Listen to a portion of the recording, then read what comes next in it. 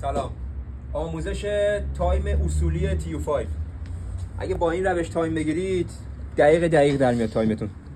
روی تسمه تایم علامت داره، علامت روبروی علامت فولی، میلیسواب هوا ایر، میلیسواب دود اگزوز، علامت داره روی میلیسواب، علامت روی تسمه روبروی علامت، پایینش هم یه علامت داره. اینم علامت پایینش. دو تا هم پیچ 8 میخواید برای میلیسوپاپ. وقتی تایم باشه این پیچ 8 راحت میره داخل.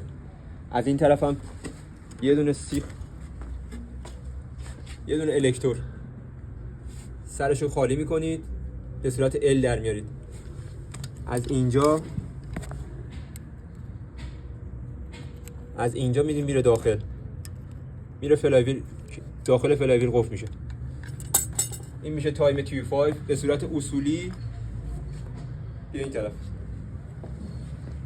برای صفر کردن بولبین صفر کنش پیمی که گذاشتن رو خارج میکنیم. بعد مخالف عقربه های ساعت، این نباید موافق بچرخونید، این مخالف عقربه های ساعت میچرخونید تا شاخص میاد روبروی شاخص بولبینگ تایم. بعد 4 دور ماشین رو میچرخونید، دوباره تایم رو میگیرید.